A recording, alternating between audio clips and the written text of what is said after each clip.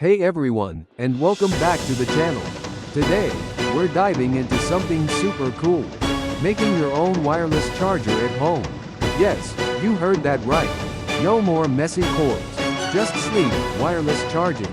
Trust me, it's easier than you think, and a lot of fun. Let's get started. First things first, what will you need? Don't worry, it's nothing too crazy. You'll need a wireless charging module. You can find these pretty easily online. Also, you'll need a USB cable and a USB connector. A small container or a project box will be handy too. Finally, you'll need a soldering iron and some solder for this project. Safety first. Make sure you're working in a well-ventilated area and wear eye protection. Okay. Step 1. Get your wireless charging module ready. These modules usually have two main parts: the charging coil and the receiver. The receiver is what actually gets connected to your phone. Check the module's instructions to understand how it works. If there aren't any, don't worry, it's usually pretty straightforward. Step 2. Prepare the USB cable. Cut the USB cable, leaving enough length to comfortably work with. Strip the wires at the end of the cable. You'll usually find 4 wires inside: red, positive, black negative, and 2 data wires. We're only interested in the red and black wires for this project. Step 3. Time to connect the wires. Grab your soldering iron. Heat it up. Now, carefully solder the red wire from your USB cable to the positive terminal of the wireless charging module. Then, solder the black wire from the USB cable to the negative terminal of the module. Be very careful with the soldering iron. It gets hot.